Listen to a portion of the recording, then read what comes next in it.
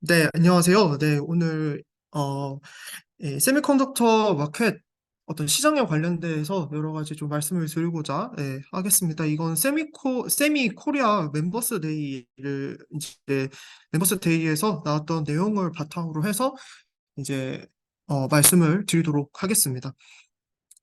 일단은 이제 흐름은 이제 이런 식으로 진행을 할 거고요. 이제 처음에는 이제 좀 이제 약간 숲을 보는 느낌으로 얘기를 하고, 그 다음에 이제 반도체, 그리고 메모리, 그 다음에 이제 서플라이 체인 이제 시장까지 다 한 번씩 이제 이야기를 드리도록 하겠습니다. 일단 들어가기에 앞서서 일단 전체적인 어떤 흐름에 대해서 좀 말씀드리겠습니다. 여기에 이제 앞으로 이제 말씀드릴 내용을 좀 요약을 해놓은 건데요. 이제 이러한 이야기들이 계속 나오기 때문에 이 부분을 좀 잘 이해해 주시면 뒤에 나올 이야기들을 좀 더 와닿게 이해하실 수 있을 겁니다. 그래서 이제 왼쪽 상단부터 말씀을 드리면 이제 올해 그 반도체 시장 전체적으로 이제 상반기 2023년 상반기 같은 경우는 이제 거의 바닥이라고 표현할 정도로 굉장히 안 좋았습니다. 그래서 마이너스 10% 정도의 굉장히 안 좋은 시장이었다가 이제 하반기부터 이제 아직 하반기를 이제 지나고 있는 상황인데 이제 이때는 이제 반대로 이제 상승을 한 20% 정도 할 것이라고 예측을 하고 있습니다. 그리고 이제 이 두 번째 부분, 이 공급을 이제 컨트롤해도 시장이 제대로 회복되지 않음이라는 거는 이제 현재 이제 시장에서 있는 재고들이 이제 또 많아지기 때문에 이제 이것을 좀 해결하고자 공급을 이제 좀 더 줄이는 이런 식으로 이제 다양한 시도를 하고 있는데 이렇게 해서 어떻게든 시장에 발맞추려고 하지만 이제 그게 좀 제대로 되지 않는데 그 이유가 이제 시장이 생각보다 어떤 회복이 제대로 되지 않기 때문입니다. 그래서 이제 이런 것들이 특히나 이제 메모리 분야에서 더 두드러지는 현상이 나타나는데 이 부분에 대해서도 아마 뒤에서 좀 더 자세하게 말씀을 드리도록 하겠습니다. 세 번째로는 2023년하고 2027년 기간 동안 이제 대략 한 4년 정도의 기간, 4, 5년 정도의 기간 동안 이제 반도체 부분에서는 이제 8.9%의 연평균 성장률을 가질 것으로 예측을 합니다. 이 CAGR이라고 표현된 이 줄임말은 이 연평균 성장률의 줄임말입니다. 그래서 이 단어가 계속 나오게 될 텐데 이제 쉽게 말해서 그냥 연에 얼마큼 성장을 했는 그 평균치를 얘기를 하는 거고요. 이제 메모리 분야에서는 9.9%, 이제 시스템 IC 같은 경우는 8.7%의 이제 상승을 이제 2027년까지 유지가 될 것이라고 예측을 하고 있습니다. 네 번째로 이제 IoT 시장, 이제 IoT 시장 안에는 이제 뭐 자동차 시장, 자동차 반도체라든지 그리고 헬스케어라면 뭐 스마트워치라든지 뭐 이제 뭐 스마트 링이라든지 다양한 이제 헬스케어 이제 부분에 대해서에 대한 시장도 이제 더 발전을 해서 이제 앞으로는 전체 반도체 시장의 약 3분의 1 정도를 차지할 것으로 예상을 하고 있습니다. 그리고 다섯 번째, 이제 이 AI 프로세서 같은 경우는 이제 14.4%의 이제 2027년 동안 14.4%의 이제 성장률을 가질 것으로 보이는데, 이 앞서 보였던 이 부분 어떤 그 반도체 시장보다 훨씬 더 크게 성장률을 가질 것으로 예측을 하고 있습니다. 그리고 이제 메모리 같은 경우에는 내년 상반기까지는 감산의 트렌드를 계속 따른다고 합니다. 그리고 이제 하반기부터는 이제 업사이클의 이제 국면에 맞아들게 돼서 이제 그때부터는 이제 좀 다른 식으로 이제 좀 더 이제 회복될 예정이고요. 이전까지는 이제 새로운 장비에 대한 투자는 이제 완료를 할 것으로 예상을 하고 있습니다. 그래서 이제 하반기에 업사이클에 대비하기 위해서 이제 회사들이 열심히 이제 상반기에 대한 준비를 하고 있어서 아마 이제 내년 상반기까지는 감산의 어떤 성을 유지를 하다가 하반기부터는 업사이클을 맞이할 것이다라고 예측을 하고 있습니다.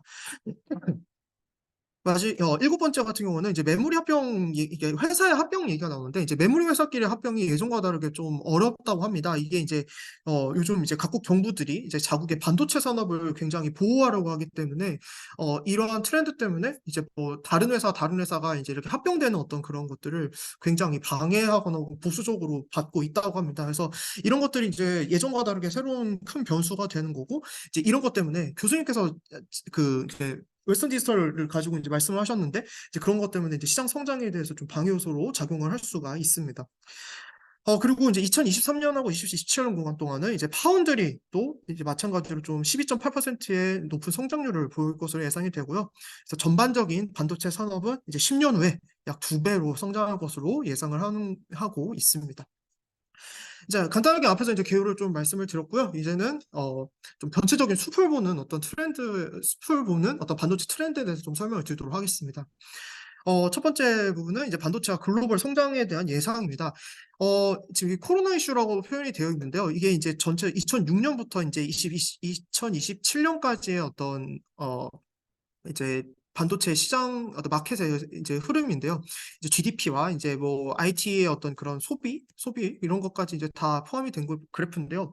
원래는 이제 이쪽 부분에서는 이제 이렇게 다운 사이클 왔다가 이제 다시 올라갔죠. 사실은 여기서 조금 가다가 한번 이렇게 또 다운 사이클이 있어야 할 존재하는 위치였습니다. 근데 이 시기가 이제 그 코로나 이슈 때문에 반도체 사이클이 좀 달라졌습니다. 그래서 이때 이제 폭발적으로 여러 가지 이제 뭐 비대면 뭐 비대면으로 이루어지는 것들이란지 이런 것 때문에 굉장히 반도체에 대한 수요가 많았고 그것 때문에 여기서 이제 비정상적인 사이클적으로는 맞지 않은 이런 어떤 시장의 어떤 흐름이 나타나게 됐었습니다. 그래서 이것 때문에도 이제 이 다운 사이클이 이렇게 좀 심하게 나타난 거고 또 나타난 것이고 그래서 이제 좀 사이클 경향성이 달라졌다는 것을 좀 보시면 되겠고 이제 이 부분 내모 쳤는데 이제 이래서 이제 수요는 이제 올해 같은 경우에는 정말 안 좋게 가장 바닥을 쳤다라고 말씀을 드리고 그다음에 이제 내년에 이제 수요가 다시 상승할 것으로 보고 이제 여기에 투자도 함께 증가해서 이제 2024년 같은 경우에는 이제 반도체 시장은 지금까지 바닥 상황과 달리 조금 더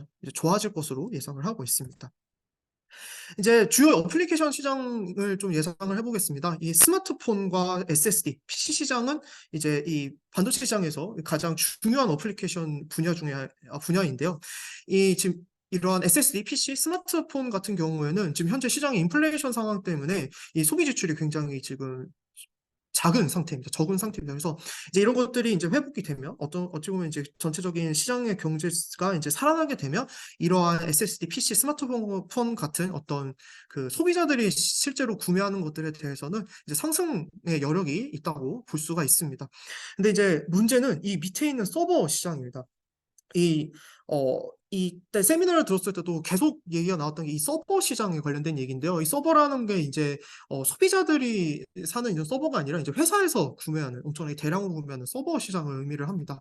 이 서버 시장이 살아나지 않으면은 이 반도체 시장은 살아나지 않다라고 이렇게 좀 약간 극단적으로 얘기할 정도로 서버 시장이 굉장히 중요한데요. 서버 시장은 하반기 혹은 내년에도 회복 수준이 예상보다 약할 수 있다라고 이제 이야기를 했습니다. 그래서 이제 이런 식으로 이제 이 점성 같은 경우는 이제 3월 달에 예측한 거고 이제 이 국은 실성화된 거는 이제 9월 달에 예상을 한 건데 이제 예상치보다는 더 낮은 수준의 SSD 뭐 PC라든지 스마트폰 같은 것들은 이제 이런 식의 어떤 소비가 예측이 됐었는데 이제 이후에는 이제 좀 더 상승 어떤 여력이 있다고 보고 있습니다. 하지만 서버 시장은 아직까지도 회복 수준이 예상보다 약하다고 생각을 하고 있고 그래서 이제 불경기에 이제 중국발 디플레이션 영향으로 이제 2023년 2분기부터 2024년까지는 정체가 예상이 되고요. 2024년에는 회복이 예상된다고 합니다. 그래서 네, 이제 아래는 이제 2023년에는 마이너스 5%, 이제 2024년에는 이제 10%의 성장을 이룰 것이다라는 겁니다. 그래서 스마트폰, PC, SSD도 마찬가지로 이런 식으로 2023년에는 이제 마이너스 성장을 기록하다가 내년부터는 플러스 성장을 기대할 수 있을 겁니다. 세 번째 반도체 자본적 지출에 대해서 좀 말씀을 드리도록 하겠습니다. 이 CapEx라고 이제 이 단어 같은 경우에는 이 자본적 지출이라고 한국말로 말을 하는데요. 이게 쉽게 말해서 이제 미래를 위한 투자라고 보시면 되겠습니다. 그래서 이제 화살표를 표시한 2022년 이제 3분기 같은 경우에는 어 이때 이제 굉장히 많은 이제 그 투자가 일어나는데 이게 이제 코로나 시기 때 이제 폭발적인 수요를 감당하기 위해서 많은 투자가 발생을 했고요. 이때쯤 해서 이제 수요가 감소하기 시작을 해서 수요가 감소하게 되고 재고 문제가 발생을 하게 되면서 감산 논의가 이루어지기 때문에 그거에 맞춰서 이 반도체 산업에 대한 투자가 마찬가지로 감소하게 되었습니다. 그렇다면 이제 재고 문제는 계속 말씀을 드렸는데요. 이제 아까 말씀드렸듯이 2022년 들어서 이제 수요가 하락하는 문제가 발생을 해서 재고 문제가 또 계속해서 발생을 하게 됩니다. 이 재고 문제를 해결하기 위해서 감산에 들어가게 되지만 현재 이미 만들어 놓은 재고를 처리하기 위해서는 당연히 그걸 구매하는 어떤 수요가 이제 다시 같이 살아나야 하는데 이 수요 회복이 생각보다 약하다고 합니다. 그래서 지금 이 재고를 처리하기 위한 수요가 그만큼 따라오지 못하고 있기 때문에 재고 처리가 쉽지 않다고 합니다. 그래서 이 재고 현황이 여기 보시면 이게 갑자기 꺾였죠. 이제 그만큼 이제 재고를 이제 감산을 통해서 조절을 많이 했음에도 불구하고 계속해서 이 재고 문제는 올해 또 마찬가지고 내년도 계속해서 문제를 가져갈 거라고 예측을 하고 있습니다. 이제 전체적인 재고를 말씀드렸다면 이제 좀 세부적인 재고 어떤 문제에 대해서 좀 말씀을 드리자면 2022년도 4분기까지는 이제 이 PC와 모바일 이제 낸드와 디램이 이제 어떤 그 소비자들한테 이제 주로 소비되는 영역이라고 한다면 이제 PC와 모바일일 텐데 이쪽은 이제 실적이 괜찮아서 이제 그때는 이제 문제가 없었는데 이제 수요가 이제 코로나 시즌이 끝나고 이제 수요가 줄어드는 바람에 이제 재고가 늘어나게 됐고 재고가 늘어나는 걸 예측을 해서 원래는 이 점선처럼 원래 이렇게 재고가 더 많이 늘어날 걸 예상을 했는데 이것을 예측을 해서 이제 감산을 했기 때문에 실제로는 이제 이 굵은 실선처럼 나타나게 되었습니다. 그런데 이제 하반기에 이제 더 큰 수의 하락으로 이제 재고가 더 쌓이고 있게 되고요. 이제 그렇기 때문에 재고를 소진하기 위해서 회사에서 많은 방법을 찾고 있다고 합니다. 이제 특히나 이제 지금 여기 이제 동그라미 친 부분은 이제 어 이제 예측보다 이제 감사했는데 이쪽 부분에서는 오히려 더 이제 그 예상한 것보다 좀 더 재고 관리를 못해서 좀 더 이렇게 늘어난 것들 또 확인을 할 수가 있습니다. 그래서 낸드와 딜에 거의 다 비슷한 어떤 경향성으로서 재고에 문제가 생기는 것을 좀 확인을 할 수가 있습니다. 이제 전반적인 어떤 숲을 보는 내용을 얘기를 했다면요. 이제 나무 하나하나씩 보면서 좀 더 자세히 설명을 드리도록 하겠습니다. 일단 반도체 시장에 대해서 설명드리기 앞서서 마켓시어 2020년도에 이제 시장 점유율에 대해서 좀 말씀을 드리겠습니다. 정말 다양한 회사들이 있죠. 삼성도 있고 인텔, 퀄컴, SK하이닉스, 브로드컴, 마이크론 이제 여러 회사들이 있는데 이 오른쪽 그 화살표를 보시면 이제 삼성과 SK하이닉스가 이제 전체 시장에서 16%의 점유율을 가지고 있습니다. 굉장히 네, 높은 점유율을 가지고 있습니다. 이제 그래서 이제 반도체 전체 시장 같은 경우에는 작년에는 이제 10%가 감소했는데 올해는 이거보다 더 심한 40%가 더 감소를 하게 되었습니다. 이제 이렇게 감소하는 트렌드가 계속 유지가 되다가 이제 내년에는 16%의 성장을 할 것으로 예측을 하고 있습니다. 16%를 이제 메모리 분야에서 이제 성장할 것을 예측을 하는데 이제 2025년도부터는 이제 회복 양상에 들어갈 것이고 이제 2년 후인 2027년에는 어 2027년에는 이제 그때는 또 이제 사이클적으로 좀 다운 사이클 영역이기 때문에 또 그때는 또 약간 감소할 것으로 예상을 하고 있습니다. 이제 메모리 시장만 본다면요, 이 이제 경제 지표는 계속 안 좋은데 이제 내년 수치에 대해서 계속 예측이 좋게 말씀을 드렸는데 그 이유가 가격 하락 이슈가 없기 때문이라고 합니다. 이게 이제 무슨 말이냐면 이제 수요가 있어서 막 이제 수요가 막 늘어나서 폭발적으로 늘어나서 이제 재고가 부족해서 가격이 상승한 것이 아니라 이 메모리를 이제 파는 데 있어서 회사 입장에서 이제 더 이상 하락을 할 수 있는 여력이 없어서 이제 더 이상 이 가격 이하로는 팔 수가 없다라고 하고 있습니다. 그래서 이제 그것 때문에 이제 가격이 더 이상 내려가지 않을 것이고 이제 이 때문에 이제 내년부터의 어떤 경제적 지표가 안 좋음에도 불구하고 내년 어떤 반도체 지표가 좋게 되는 것이 어떤 이러한 이유 때문이라고 생각을 하시면 되겠습니다. 특히나 이제 낸드 쪽이 그런 것들의 현상이 좀 더 두드러진다고 합니다. 그래서 내년까지는 이러한 어떤 상승 기조가 유지가 되다가 이제 내년 말쯤에 돼서야 이제 이러한 어떤 더 이상 가격을 못 내려하는 그런 것들이 좀 풀어져서 이제 내년 말 정도부터 가격 경쟁이 시작된다고 예측을 하고 있습니다. 어, 이제 그 반도체들에 들어가는 이제 디바이스 시장에 대해서 좀 말씀을 드리도록 하겠습니다. 보시면 이 뭐 아날로그, AS, 디스크트 뭐 이런 로직, 마이크로 뭐 이런 식으로 나오게 되는데 이 하나하나 시장들은 말씀을 드리면요. 이제 아날로그 같은 경우에는 이제 파워 매니지먼트 IC 칩 같은 것들 이제 어떤 전력 반도체 쪽이고요. AS 같은 경우에는 이제 어플리케이션 스페시픽이라서 이제 모바일이라든지 혹은 TV에 이제 시스템 온 칩 같은 그런 칩들을 이야기를 하는 거고요. 이제 디스크리트는 이제 센서류를 얘기를 하는 겁니다. 그리고 로직 같은 경우에는 이제 대형 디스플레이에 들어가는 이제 디스플레이 드라이버 이제 IC 칩들을 이야기를 하는 거고요. 마이크로라고 표시된 이 영역 같은 경우에는 이제 인텔이나 AMD의 CPU를 이제 말을 한다고 합니다. 마지막으로 이 옵토일렉트로닉스 같은 경우에는 이제 이미지 센서, 카메라 센서 같은 것들이라고 생각을 하시면 되겠습니다. 그래서 이 각각의 영역들이 어떠한 그 이제 반도체 디바이스 시장에서 이제 점유율을 차지하는지를 나타내는 그래프라고 보시면 되겠고요. 이제 이제 위에 써놓은 것처럼 이제 모바일이나 TV에 들어가는 시스템 온 칩 같은 경우 그리고 이제 센서 같은 영역이 이제 점점 앞으로도 계속해서 더 많은 영역을 차지하게 되겠다라고 예측을 하고 있습니다. 그거에 따른 그래프고요. 네. 이제 앞서 이제 뭐 한 2027년까지 어쩌면 단기적인 어떤 반도체 시장을 봤다면 이제 장기 이제 한 15년 정도의 장기 반도체 시장을 좀 분석하는 것들을 말씀을 드리도록 하겠습니다. 여기 써져 있는 것처럼 경제 성장률과 비슷하고요. 이 2030년 중반이 되면 이제 아까 이제 하락 사이클에서 다시 상승되는 사이클이 오게 되는데요. 이제 여기 그래프에서 나타나진 않았지만 이제 그때 이제 세미나에서 이제 말씀하셨던 이제 그 선생님가 발표하셨던 분이 이 업사이클이 좀 더 멀어질 가능성이 이제 미뤄질 가능성 이제 좀 더 이 업사이클이 좀 더 미뤄진다. 2030년 중반이 아니라 좀 더 후반 쪽으로 미뤄질 가능성이 있다라고 본다고 합니다. 이제 그 이유가 전체적으로 이 성장률을 견인할 요소가 부족하기 때문이다라고 합니다. 그래서 이제 이러한 어떤 좀 새로운 구조의 아키텍처라든지 혹은 새로운 구조의 어떤 기술이라든지 이런 것들이 좀 눈에 띄게 나타나지 않으면 이러한 업사이클하는 이런 2030년 중반이라고 예상되는 이런 업사이클이 좀 더 미뤄질 것이다라고 예측을 하고 있습니다. 애플리케이션에 대해서 조금 더 말씀을 드리면요. 아까 서버 시장 좀 얘기를 했는데 이게 서버가 이제 데이터 센터와 이제 이런 서버 시장을 통틀어서 얘기를 하는 건데요.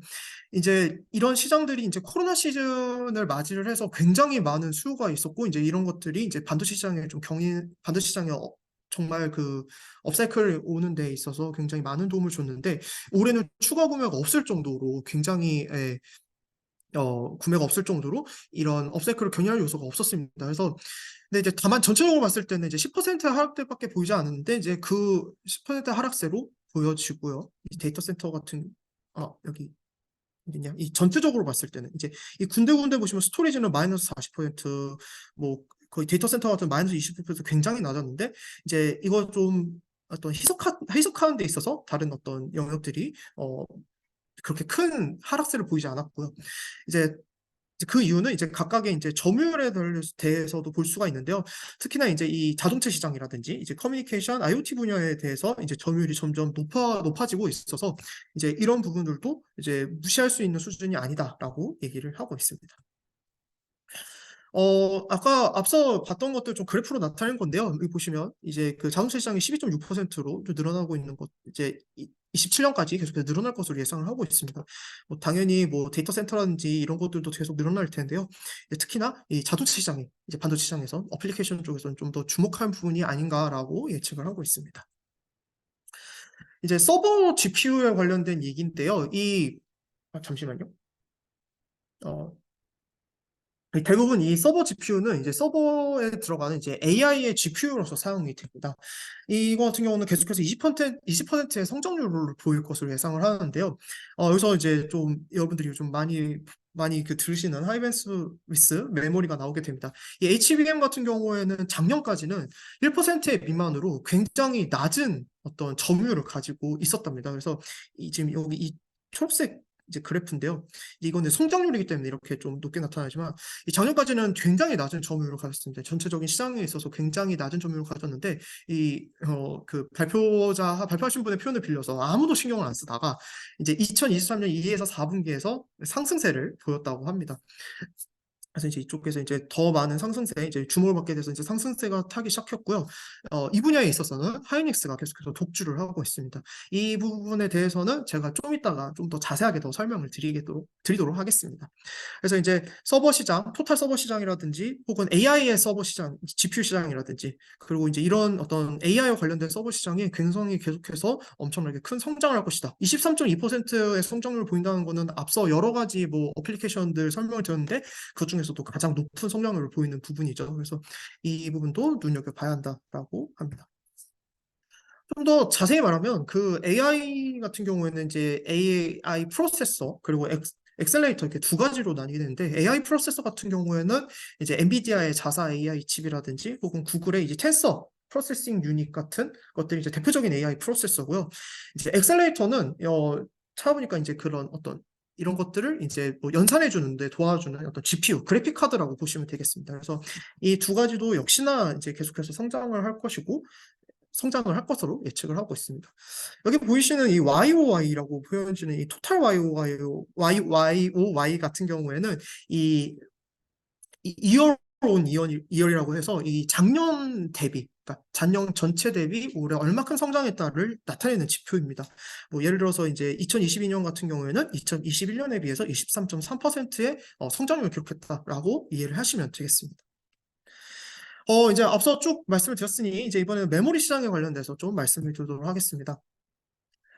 메모리 시장에 대해서 일단 디램에 대해서 먼저 말씀을 드리겠습니다. 그 디램 같은 경우에는 올해 디램 수요는 5%밖에 작년에 비해서 5%밖에 상승되지 않았습니다. 그래서 굉장히 그 상승폭이 작았는데 내년에 여기 5% 성장이었는데 내년에는 거의 20% 성장을 기록할 정도로 많은 이제 수요가 회복이 될 전망입니다.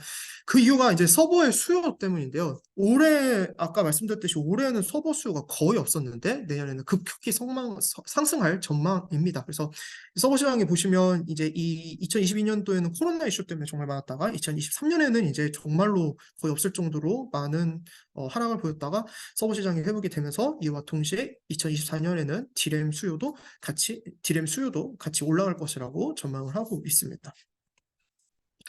낸드 같은 경우도 디램과 비슷한 양상입니다. 이 14% 써져 있는데 그 발표하실 때 이 14%도 좀 많은 거 아니냐라고 말씀을 하시더라고요. 그래서 그런 여러 가지 전망들이 있습니다. 뭐 삼성에서는 뭐 9%, 8%라고 얘기도 하기도 하는데 여튼 뭐 14% 정도의 2023년에는 수요가 늘어날 전망이라고 보고요. 내년에는 이 폭이 2배 정도로 26%로 더 상승할 예정입니다. 특히나 여기서 같은 경우에는 이제 SSD 시즌이 좀 많이 늘어날 것이라고 예측을 하고 있습니다. 디램 인터페이스에 관련돼서 좀 말씀을 드리도록 하겠습니다. 이제 디램 인터페이스 같은 경우에는 이제 이렇게 크게 이제 세 가지로 나뉘게 되는데요. 일단 이 부분 먼저 순서대로 설명을 드리겠습니다. 이거 GD6와 7 이렇게 나타나는데 이게 이 게임기에 들어가는 게임기 콘솔에 들어가는 뭐 닌텐도라든지 플레이스테이션, 뭐 마이크로소프트 엑스박스 같은 데 들어가는 어떤 게임 콘솔에 탑재되는 디램을 나타내는데요. 이제 이 다음 넥스트 제너레이션으로 넘어가는 이 부분에 대해서는 2024년도 내년에 이제 새로운 게임기가 출시될 때 사용이 될 예정이라서 그때 좀 더 이제 이런 수요가 늘어날 것으로 전망을 하고 있습니다. 그리고 이제 HBM 같은 경우에는 이제 어떤 GPU 서버 카드로 많이 사용이 돼요. 그래서 이제 여기 밑에 제가 적어놨지만 이제 뭐 이런 엔비디아의 H100, 뭐 텐서코어의 GPU로서 사용이 되기도 하고요. 또 AMD 시장의 AI 칩인 이제 뭐 MI300 같은 이런 칩에 이런 메모리가 담게 되는데요. 담겨지게 되고요. 또한 이제 온보드 메모리로서 이제 사용이 되는데 이게 이 사파이어 래피드가 이 인텔 기반의 어떤 인텔 서버 워크스테이션에 들어가는 프로세스 코드명이라고 합니다. 이런 일반적인 사용자들이 쓰는 컴퓨터에 들어가는 게 아니라 서버라든지 워크스테이션 같은 어떤 엔터프라이즈 회사용으로 사용하는 그런 프로세스로 생각을 하시면 되겠습니다. 그래서 이제 2027년도까지 31%의 성장률을 보일 것으로 예측을 하고 있습니다. DDR5 같은 경우에는 이제 아마 컴퓨터 좋아하시는 분들은 좀 익숙하실 텐데요. 이 DDR5가 이제 우리 일반 소비자들이 좀 많이 볼 수 있는 메모리 어떤 인터페이스입니다. 모바일 시장에서도 마찬가지로 이 D램이 사용이 되는데 모바일에서는 약 43%의 성장률을 보일 것으로 예상을 하고 있습니다. 이제 이러한 좀 성장률을 견인할 수 있는 거는 사실 이 DDR4가 이제 같이 내려가고 있죠. 이 DDR4가 이제 다음 DDR5로 지금 현재 넘어가는 지금 상황이고 이제 아직까지도 지금 현재 DDR5가 차지하는 D램 시장이 대략 한 50% 되지도 않는다고 합니다. 그래서 앞으로도 계속해서 교체 수요가 발생을 할 거기 때문에 이 분야에 대해서는 굉장히 높은 성장률을 보일 것으로 예상을 하고 있고요. 서버도 마찬가지입니다. 서버도 DDR4에서 DDR5로 교체 수요가 계속해서 생기기 때문에 내년 상반기 이쪽 부분이죠. 크로스오버라고 하는 이 DDR4는 이제 점차 줄어들고 DDR5가 더 많은 이제 비율을 차지하게 되는 이 크로스오버 현상이 나타날 것이라고 내년에 예측을 하고 있습니다. 시장도 마찬가지로 이렇게 DDR4에서 DDR5로 교체하는 수요가 계속해서 발생을 하고 있기 때문에 28%의 성장을 보일 것으로 예측하고 있습니다. 이제 메모리에 관련된 얘기를 좀 하도록 하겠습니다. 이제 D램은 예상보다 이제 어떤 캐패시티가 많이 줄지 않았습니다. 근데 낸드는 예측보다 좀 많이 더 줄어들었다고 합니다. 이제 이 삼성이 D램 여기 이쪽 이 회색 부분인데 이제 뭐 지금 뭐 이제 키옥시아 뭐 이런 식으로 계속해서 이제 뭐 하이닉스와 웨스턴 디지털, 삼성 순으로 이렇게 쭉 가게 되는데, 이 디램이 감산을 얘기할 때 삼성이 얘기를 해서 이 2023년 4분기에서 더 감소하게 되었다고 합니다. 그래서 이 아까 말씀드렸듯이 이러한 재고를 이제 그 디램을 이제 생산하는 데 있어서 감산 이런 여파가 내년 상반기까지 계속해서 이어질 거라고 예측을 하고 있습니다. 그리고 이제 내년 하반기에 이쪽에서 상승이 이제 진행이 되게 되는데, 이거 같은 경우에는 이제 모두 이제 신규 프로세스에 대한 투자 및 결과입니다. 이 이 부분에 이 시기 동안은 이제 감산 플러스 이제 새로운 어떤 설비와 새로운 어떤 기술에 대한 투자가 있기 때문에 어 이런 식으로 하반기에는 이제 상승이 시작이 되는 것이고요. 그래서 이제 삼성과 하이닉스의 신규 프로세스 투자에 맞춰서 재고는 다시 상승할 예정이고요. 그래서 이제 이제 앞으로는 이제 디램은 이제 재고는 이제 정규 수준, 이제 평소와 같이 회복을 되겠지만, 낸드의 회복은 아직까지는 좀 더 지켜봐야 한다, 불안정하다라고 얘기를 하고 있습니다. 이게 이제 왼쪽에 어떤 메모리의 어떤 캐패시티의 흐름이고요. 이제 오른쪽에 신규 팸에 대해서 좀 간단히 설명을 드릴게요. 현재 2023년도에서 디램의 신규 팸은 이제 삼성의 P3가 있고 낸드는 하나도 없었습니다. 근데 이제 2024년도 내년에는 이제 CXMT 이제 회사, 중국 회사입니다. 이 중국 회사에서 이제 팹이 하나 만들어질 거고요. 그다음에 이제 도시바 키옥시아 소속에 있는 이 팹이 만들어질 건데, 뭐 여기는 나타나진 않았지만 말씀하시기로는 이제 좀 미뤄질 예정이라고 합니다. 그리고 이제 합병 소식 얘기인데, 그 키옥시아하고 웨스턴 디지털이 지금 현재 계속해서 이제 이제 합병을 하려고 하고 있고, 최근에 이제 교수님께서 알려주신 것처럼 좀 기정사실화가 됐는데, 이게 사실상 똑같은 팹이고 그냥 인원수를 줄이는 느낌이라고 얘기를 하더라고요. 그래서 이제 얘기를 하고, 그다음에 이제 이 합병에 있어서는 이제 미국이 계속해서 이제 중국을 좀 배제하려는 지금 움직임 때문에 이런 합병 같은 경우도 현재는 지금 굉장히 어렵다라고 이야기하고 있습니다. 이제 2025년부터 2027년까지는 굉장히 많은 팹들, 삼성과 하이닉스, 뭐 청주의 용인, 그리고 이제 다양한 곳에서 이제 팹들을 준비를 하고 있습니다. 그래서 이제 계속해서 이런 투자들이 이루어지면서 이제 업사이클을 대비를 한다라고 보시면 되겠습니다. 계속해서 매물 시장 좀 흐름에 대해서 좀 얘기를 하도록 하겠습니다. 이 디램 시장은 내년 상반기까지는 흐름이 나쁩니다. 근데 이제 하반기에는 작게나마 상승하게 되고요. 지금 현재로서는 공급이 지금 현재 수요를 뛰어넘고 있습니다. 아직까지도 이제 감산이 됨에도 불구하고 수요가 회복되지 않기 때문에 나타나는 현상인데요. 이 시장이 안정되는 이유는 아까 말씀드렸던 것처럼 현재 회사들이 가격을 떨어뜨리지 않으려고 하기 때문에 시장이 안정되고 있다고 보시면 되겠습니다. 디램과 비슷하게 낸드도 마찬가지 비슷한 경향이고요. 이제 이런 좀 안 좋은 경향들을 좀 타파하기 위해서는 이 서버 시장, 가장 그 서버 시장이 좀 회복이 돼야 하는데, 가장 그 서버 시장이 좀 회복되는 데 있어서도 아직까지 불안해서 이것이 전체적인 매물 시장에서 불안을 좀 야기한다라고 생각하시면 되겠습니다. 가격 얘기 계속 했었으니까 이제 가격을 좀 말씀을 드리면, 현재 시장에서는 디램은 이제 가격이 이제 바닥을 지금 거의 통과하고 있는 시점이라고 합니다. 마찬가지로 서버 시장이 언제 회복할 것이냐가 이제 가장 큰 관건이고요. 이제 서버 시장이 이제 살아나게 된다면 2024년도 중반부터는 전체적인 시장이 살아날 것으로 보입니다. 그래서 이제 뭐 이제 신문 기사에서 이제 이때쯤 말씀을 하셨는데, 이제 서브 시장이 살아난다는 기사를 보면 이제 그때부터 이제 반도체 시장이 살아난다라고 보면 된다라고 얘기를 했습니다. QOQ 같은 경우에는 이제 YOY와 비슷한 개념인데, 이제 쿼터 온 쿼터라고 해서 이제 분기별로 비교를 하는 겁니다. 이제 저번 분기, 예를 들어서 이제 여기 보시면 이제 3분기 때니까 이제 2분기보다 3분기는 이제 그에 비해서 8% 성장이 일어났다라고 보시면 됩니다. 이제 그래서 분기와 분기를 비교하는 거는 QQ, 연도별로 비교하는 거는 YOY라고 보시면 되겠습니다. 그래서 이 표들 한번 보시면서 이제 디램의 가격의 흐름과 전망들을 볼 수가 있겠습니다. 낸드 같은 경우도 역시나 디램과 비슷합니다. 이 전체 시장을 보면 마찬가지로 바닥을 통과하고 있는 시점이고요. 마찬가지로 서브 시장의 회복 시점이 중요하다고 보시면 되겠습니다.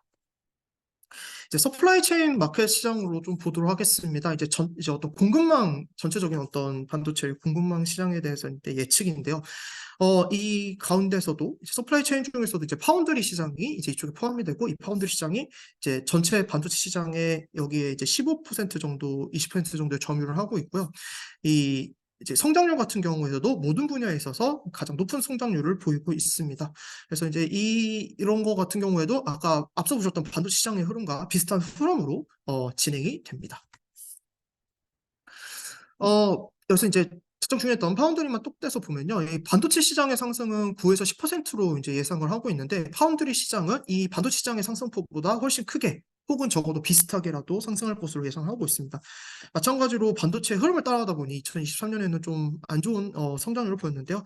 마찬가지로 2024년도부터 해서는 이제 성장을 하게 되는데 반도체 시장보다 훨씬 더 크게 성장할 것으로 예측을 하고 있습니다. 그럼 이제 파운드의 이제 노드의 흐름에 대해서 말씀을 드리도록 하겠습니다.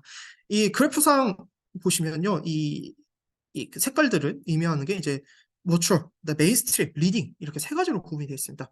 이제 이 분야에 대해서는 이제 40나노 이상의 테크에 굉장히 이제 좀 성숙화된 어떤 테크고, 메인스트림 이제 주요 생산하는 이 노드라고 보시면 되고, 리딩이 이제 좀 약간 신기술이라고 생각하시면 되는데, 이제 표현은 이렇게 나와 있지만 이제 실제로 이제 발표를 하실 때 들어보면 이제 메인스트림 이 20나노에서 28나노도 굉장히 오래된 공정이다. 그래서 실질적으로 리딩 부분에 타 있는 이제 10나노대 테크가 이제 메인스트림이라고 보면 되고 이 10나노 미만의 이제 뭐 7나노 이 정도의 그런 미만의 공정이 리딩 부분이라 생각하면 되고 그렇기 때문에 이 리딩 부분은 당연히 성장률이 큰 것은 당연하겠죠. 그래서 이 하늘색 부분이 다른 거에 비해서 엄청나게 크게 성장을 기록하는 것을 확인을 할 수가 있습니다.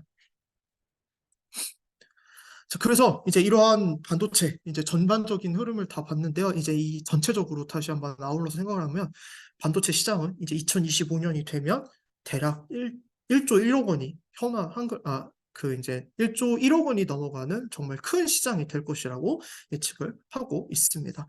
그래서 이제 이러한 2025년까지 이제 얼마 남지 않았으니까요. 이제 이러한 어떤 계속해서 크게 발전해 나가는 이런 반도체 시장에서 잘 대비를 해야 할 것이다라고 하면서 마무리가 되게 됩니다. 네.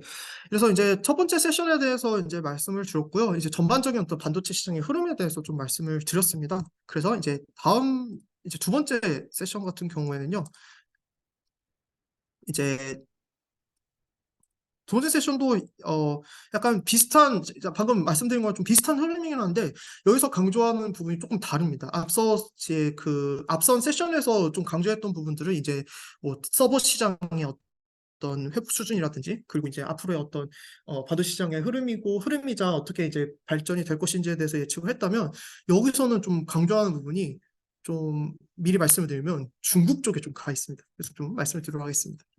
일단 반도체 산업 성과, 장비 시장의 전망, 그리고 팹 생산 능력 평가, 소재 시장 전망까지 한번 다뤄보도록 하겠습니다. 일단 앞서 말씀드린 비슷합니다. 2024년 전체로 무조건 하락세입니다. 그래서 하락세고 2024년부터는 수요가 점차 회복이 되면서 전반적인 판매량과 매출이 증가할 것으로 예상을 합니다. 이제 여기서는 안 다뤘던 부분이 이제 이 부분인데 그 이제 전자제품이라고 불리는 뭐 아까 말했던 PC라든지 SSD 이제 이런 전반적인 것들이 이제 2023년 3반기 같은 경우에는 전년 동기 대비해서 7% 감소를 했는데 3분기엔 더 감소하지만 이후에는 이제 분기 대비 10%의 증가가 예상된다고 합니다. 그리고 이제 메모리와 로직 시장 이쪽은 이제 상반기는 메모리 매출이 50% 이상 감소를 하면서 전체적으로 이제 25% 감소하게 되는데요. 현재도 계속 감소하는 추세라서 이제 바닥이지만 내년부터는 수요가 회복되면서 6% 정도 증가할 것으로 예상을 하고 있습니다. 앞서 말씀드렸던 이 자본적 지출 얘기가 또 나오는데 마찬가지로 이제 현재는 감소를 했지만 4분기에는 상승으로 전환할 것이고요. 이제 전체적으로 이제 좀 많이 더 10% 중반까지 감소할 것으로 예상을 했었는데 지금 현재는 그 정도까지 감소하지는 않았다. 조금 나아졌다라고 얘기를 하고 있습니다. 이제 네. 그래서 이제 그리고 이제 왼쪽에 보시면 이 비메모리와 메모리로 나눠져 있는데 이제 보시면 메모리보단 비메모리에서 훨씬 더 많은 투자가 이루어지는 걸 확인할 수 있는데요. 2023년에도 계속해서 메모리 있던 그런 투자들이 이제 비메모리 투자가 더 많이 계속해서 어떤 그런 경향을 띌 것이다라고 얘기를 하고 있습니다. 이제 재고 수준에 대해서 얘기를 하면서 아까 재고에 대해서 앞선 세션에서 말씀을 드렸는데 좀 이제 펩 가동률하고도 조금 연관을 지어서 좀 말씀을 드리는 파트가 있어서 이 부분도 말씀을 드리도록 하겠습니다.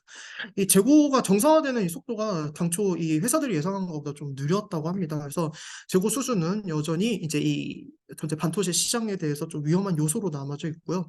이제 여기 좀 재밌는 얘기가 있는데 이제 TSMC의 매출 같은 경우는 전분기 대비 현재 14% 증가했다고 합니다. 그래서 이걸 토대로 예측을 해봤을 때 팹 가동률도 이제 이전까지는 좀 이제 감산 때문에 여파 때문에 가동률이 좀 낮았지만 이제 회복이 된 것으로 보이고요. 4분기부터는 이제 가동률이 정상화가 본격적으로 될 것으로 예상을 하고 있습니다. 하지만 재고 관리는 계속해서 이어질 것입니다. 그래서 아까 말씀드렸듯이 이제 내년까지 계속해서 여파가 갈 것이다라고 합니다.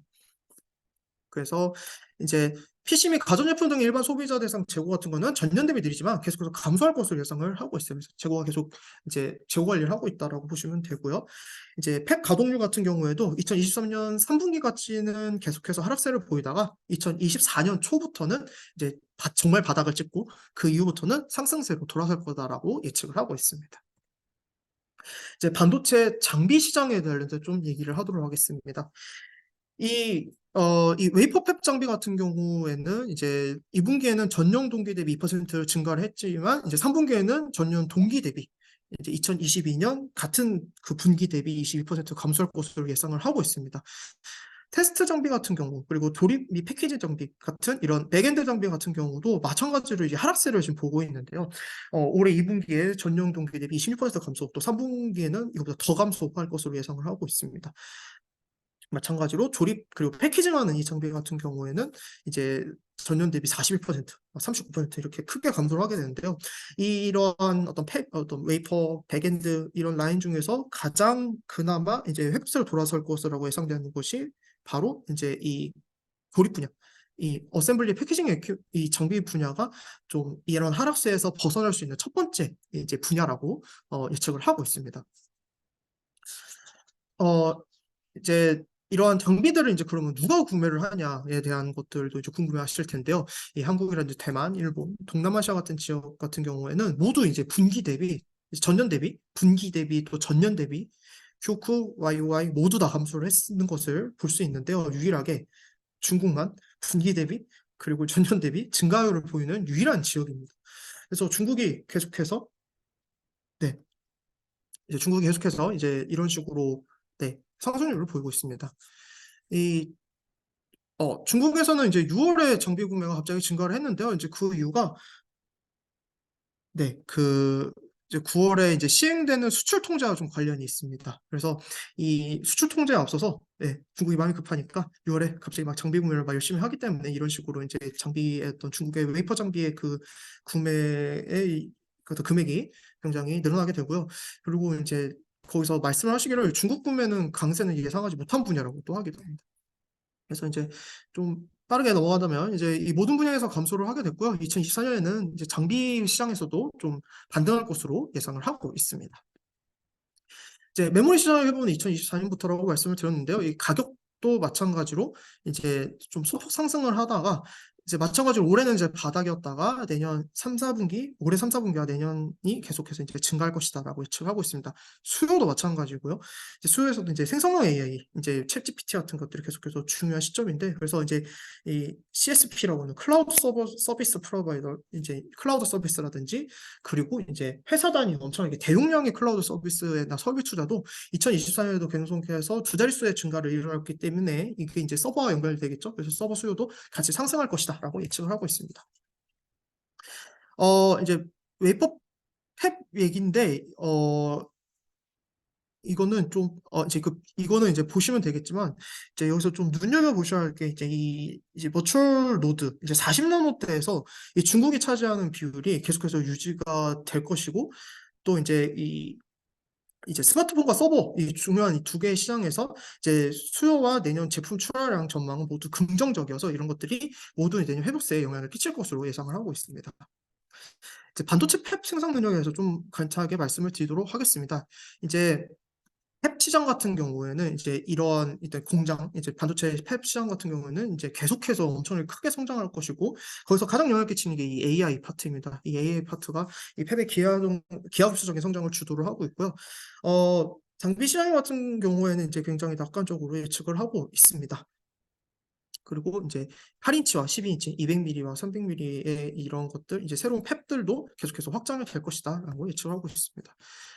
200mm 팹, 이제 그 앞서 보셨던 이 8인치 시장 같은 경우에도 계속해서 투자 측면에 대해서는 둔화되는 부분이 없이 계속해서 상승할 예정입니다.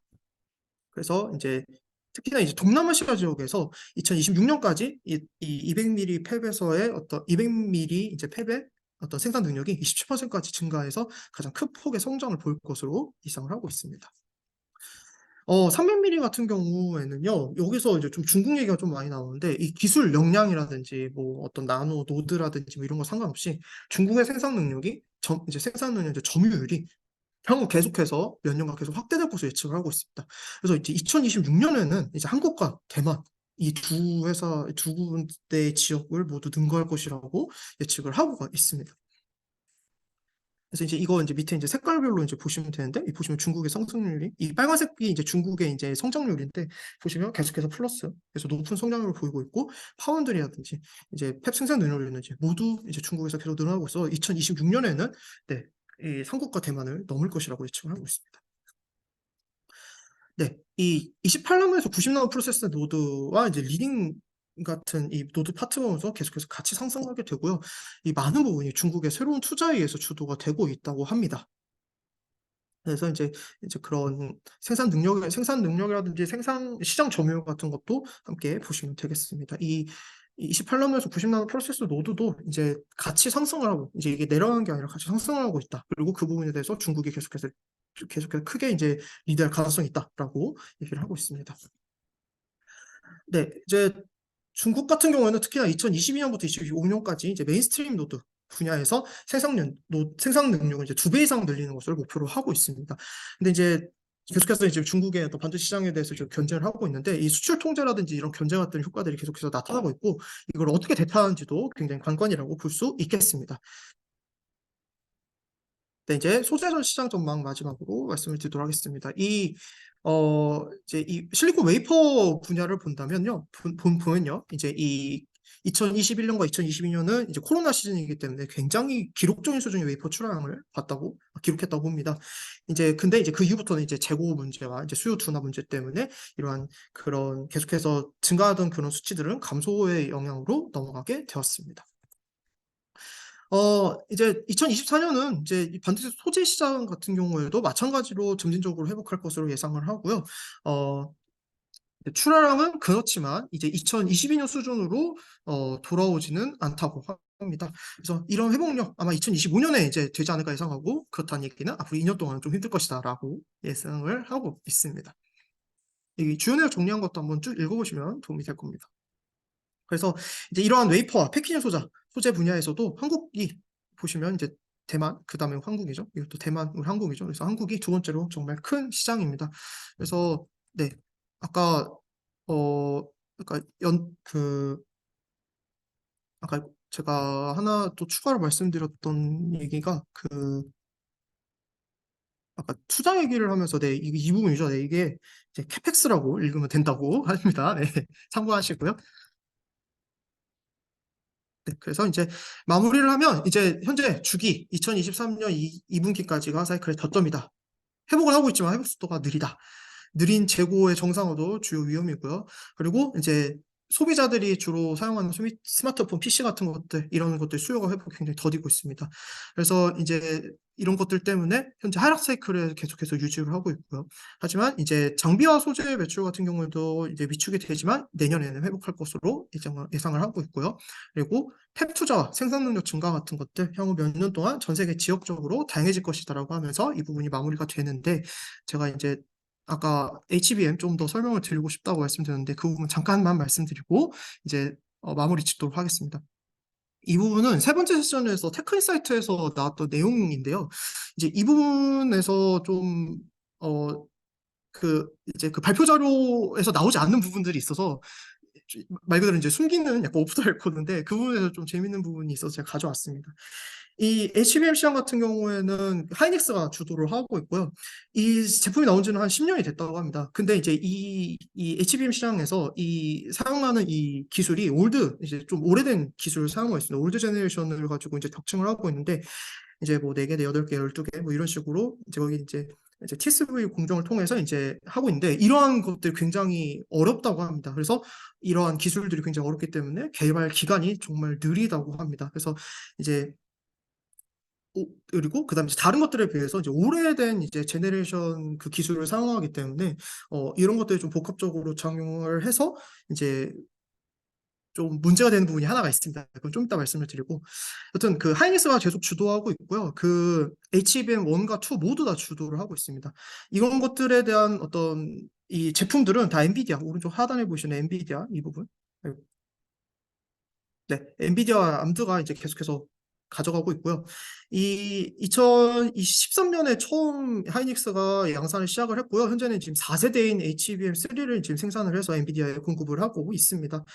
네, 그렇고 이제 이게 사실 아까 컴퓨터로 말씀드린 뭐 디램이라든지 이런 것들이 계속해서 이제 그 가격이 좀 떨어질 예상이고 뭐 떨어지게 된다면 이익 창출 측면에서는 사실 이 HBM이 좀 굉장히 이익이 높다고 합니다. 시장 자체는 굉장히 작지만 굉장히 그 좋은, 네, 뭘 쓰셨는데, 네, 여튼, 네. 그래서 굉장히 높은 어떤 이익을 가져가 줄 어떤 그 곳이라고 생각을 하시면 되겠습니다. 근데 이제 문제가 이 좀 더 재밌는 얘기를 하면 이제 하이닉스가 계속 주도를 하고 있지만 그 모자라서 삼성한테도 얘기하고 이제 마이크론한테도 얘기하고 막 이런 식으로 하고 있습니다. 그래서 이제 공급이 계속 부족한 거라서 이제 계속 이제 부르는 게 갑시다라는 얘기도 합니다. 이제 마이크론도 뭐 뛰어들었다고 하는데 마이크론 같은 경우에는 지금 결국에는 잘 안 돼서 뭐 그냥 커스텀 샘플만 있다고도 얘기를 합니다. 근데 네, 지금 교수님이 수정하셨죠. 근데 하나 말씀드릴게. 이게 지금 배포용 자료거든요. 근데 제가 그 자리에서 찍었던 사진은 좀 다른 얘기를 합니다. 그래서 지금 방금 교수님 쓰신 내용이 여기에 들어가 있죠. 네. 사실 이제 조금 다릅니다. 그 좀 뭔가 숨기고 싶은 게 있는지 모르겠지만 이렇게 좀 달라졌고요. 하나 더 말씀드릴 게 사실 여기서 강조했던 건 이쪽입니다. CXMT 이 중국 회사인데 이 중국 회사가 왜 있냐면 이게 아까 말씀드렸듯이 올드 제너레이션 기술을 사용한다고 말씀드렸죠. 그래서 이 중국 회사가 17나노, 16나노까지 그 테크로 가지 못한다고 가정했을 때 지금 가지고 있는 23나노급의 기술을 활용할 수 있는 게 HBM입니다. 그래서 이 회사가 이제 한 3년 전부터 계속해서 그래서 더 많은 이제 악재가 계속 겹치다 보니 이 회사가 이제 이것밖에 없다. 그래서 HBM 기술에 정말 많은 투자를 하고 있다라고 합니다. 그래서 이제 좀 이 Q&A 시간에도 나왔는데 사실 코멘트를 이렇게 깊게 하는 걸 꺼려하시는데 그 중에서 한 얘기 좀 몇 개를 하면요. 이제 어 이 기술 개발이 좀 어렵다고 합니다. 그래서 이제 중국 회사가 계속해서 이제 이런 거에 대해서 사활을 거는 이유가 아직까지 좀 이런 기술 개발하는 게 어려워서라고 얘기를 합니다. 그래서 뭐 하나 얘기를 한다면 뭐 이제 12개의 디램을 이제 TSP를 연결하는 게 처음 목표였는데 이제 이게 여의치가 않아서 이제 8개까지밖에 못하고 뭐 이제 이런 식으로의 어떤 좀 딥한 얘기도 하시던데 여튼 이제 앞으로의 타겟은 12개의 이제 디램이 이제 적층되는 것을 목표로 한다고 합니다. 그래서 이제 이런 것들이 이제 왜 이제 회사들이 이제 계속 주목을 하고 있냐면 이제 디램 쪽도 마찬가지지만 사실 그 프로세싱 메모리인 PIM 이쪽에 PM 쪽에서도 거의 무조건 필요하다고 합니다. 그래서 이 이제 그런 이제 좀 계속해서 사용되는 어떤 메모리 그리고 이제 향후에 이제 뭐 하이스피드 디램이라든지 이런 어플리케이션 쪽에서도 이 HBM이 계속 정말로 필수이기 때문에 이제 대부분의 회사들이 지금 이 기술 개발에 지금 계속해서 이제 목표를 두고 있는데 그 중에서도 이제 문제가 되는 이 중국 회사 이 회사에 대한 견제도 좀 필요할 거라고 생각이 들었습니다. 이제 정말 마지막입니다. 이 마지막으로 이 3D 디램인데 이거 가져온 이유가 이제 좀 재밌었던 이유가 이 3D 디램은 사실 어찌 보면 당연한 기술이라고 좀 생각을 하고 있었는데 이 말을 하기는 3D 디램이 뭐 당연한 거다라고 얘기를 하는데 사실 그렇지 않고요라고 얘기를 해서 이 부분만 좀 마지막으로 말씀드리도록 하겠습니다. 이게 개발을 하다 보니까 굉장히 개발이 어렵다고 합니다. 이게 이제 스토리지와 달리 좀 리프레시를 계속 해줘야 하는 구조, 이제 어떤 휘발성 구조이기 때문에 리퀴지 커런트도 굉장히 신경을 써야 하고, 이제 그거에 따라서 이제 스펙에 영향을 주는 공정을 했을 때 이 유니포미티 이슈가 계속해서 무조건 100% 현재 발생을 하고 있다고 합니다. 그래서 이제 개발 단계에서 마이크론 쪽은 이 3D 디램에 관련돼서 의문을 지금 가지고 있다고 합니다. 그래서 이 방향이 아닌가라고 생각을 하고 있다고 합니다. 심지어 그래서 이제 4F 스퀘어 쪽, 이 밑줄 쳐져 있는 이쪽으로 또 이제 열심히 개발을 하고 있다고 합니다. 뭐 3D램을 뭐 포기했다는 얘기는 하진 않았는데 여튼 좀 많은 이 유니포미티 이슈 때문에 굉장히 많은 문제가 있다고 합니다. 그래서 삼성은 이 두 가지를 하고 있지만 이제 마이크론 같은 경우에는 4F 스퀘어에 더 초점을 맞추는 걸로 얘기를 하고 있습니다. 그래서 이제 향후에 그 최소 2, 3년 안에는 2, 3년 안에는 이제 3D 디램 혹은 이 4F 스퀘어에 대한 어떤 프로토타입이 나와야 하는데 아직까지도 지금 이 어떤 시장이 지금 이 어떤 이 시장을 리딩할지를 아직 정해지지 않았다고 합니다. 그래서 향후 2, 3년 안에 어떠한 시장, 어떠한 이 3D 디램 혹은 이 4F 스퀘어 어떤 것들이 향후에 디램의 어떤 기술에 있어서 어떤 리딩을 할 것인지 지켜보는 것도 굉장히 재밌는 요소라고 생각이 되어서 이것까지 소개를 하도록 하겠습니다. 네, 여기까지 전반적으로 발표를 마치도록 하겠습니다. 네, 긴 시간 동안 들어주셔서 감사합니다.